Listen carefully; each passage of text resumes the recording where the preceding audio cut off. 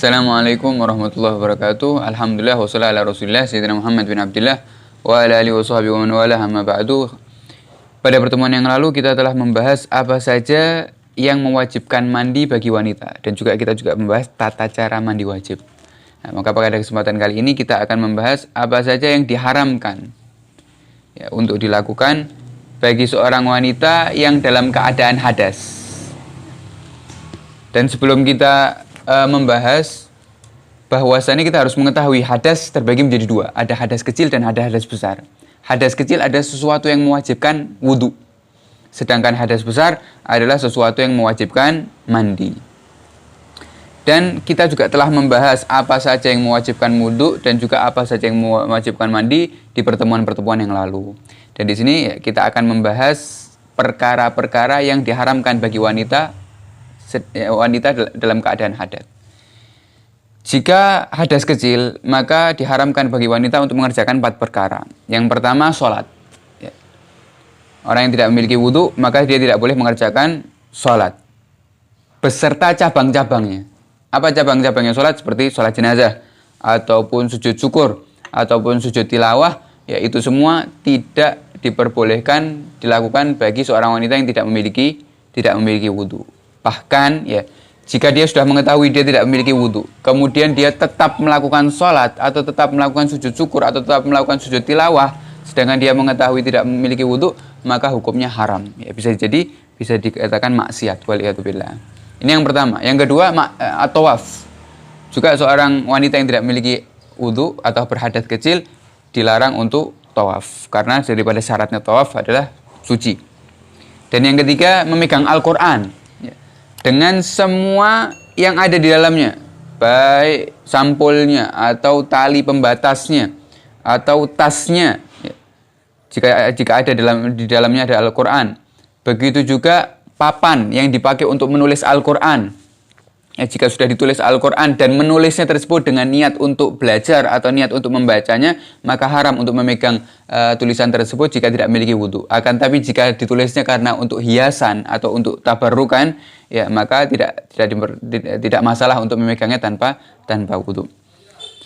Kemudian membawanya juga, memegangnya juga haram. Memegang Al-Quran, membawanya juga haram. Baik membawanya langsung atau membawanya dalam tas. Ya, itu tidak boleh dilakukan orang yang tidak memiliki wudhu.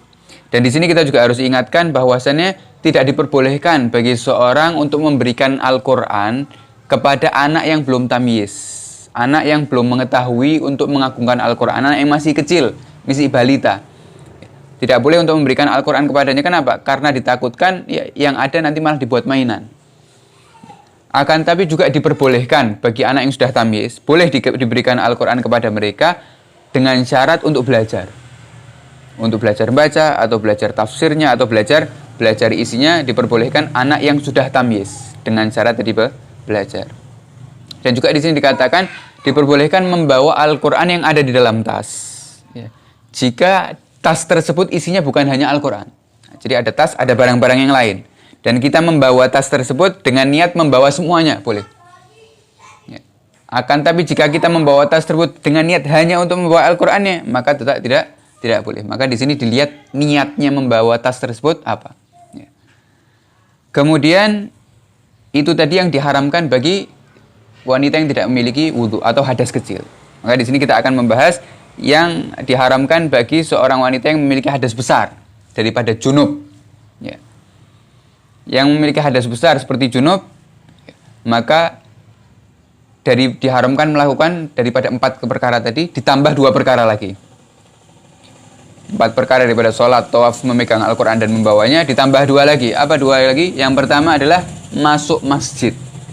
Seorang wanita yang junub, baik laki-laki maupun perempuan ya, yang junub, haram hukumnya untuk memasuk masjid atau menetap di masjid. Ya, karena sudah disebutkan dalam hadis, Rasulullah SAW bersabda, tidak dihalalkan masjid untuk orang yang junub ataupun orang yang lagi haid. Maka hendaknya seorang yang junub atau haid menjauhi masjid, tidak masuk masjid kecuali sudah suci. Ini yang pertama. Yang kedua, dan juga dilarang bagi orang yang junub untuk melafadzkan Al-Quran atau membaca Al-Quran. Dalam keadaan junub dia tadarusan, haram hukumnya, tidak boleh. Begitu juga diharamkannya membaca bagi orang yang junub itu jika dia niatnya tadarus. Akan tetapi jika dia niatnya di dalam membaca Al-Quran hanya untuk berzikir, ya, karena kita lihat banyak daripada zikir-zikir seperti di dalam Al-Quran seperti ayat kursi atau Al-Ikhlas atau Al-Mu'awwidhatain, ya, yang kita baca biasa seperti bacaan-bacaan wirid yang di situ ada ayat Al-Qur'annya. Nah, itu tidak masalah bagi orang yang junub jika membacanya dengan niat wiridan. Akan tapi jika niat tadarusan, ya, maka diharamkan di situ. Dan ini perkara ya diharamkan bagi wanita yang hadas kecil ataupun hadas besar seperti junub. Adapun wanita yang berhadas besar seperti haid dan nifas, itu ada tambahannya lagi. Ya, ada tambahannya lagi yang tidak boleh dikerjakan khusus bagi wanita haid ya, dan nifas. Dan itu kita akan bahas di pertemuan yang akan datang bersamaan dengan kita membahas bab haid dan bab nifas. Maka dengan ini kita telah selesai membahas bab yang pertama di dalam fikih wanita, yaitu adalah bab toharoh.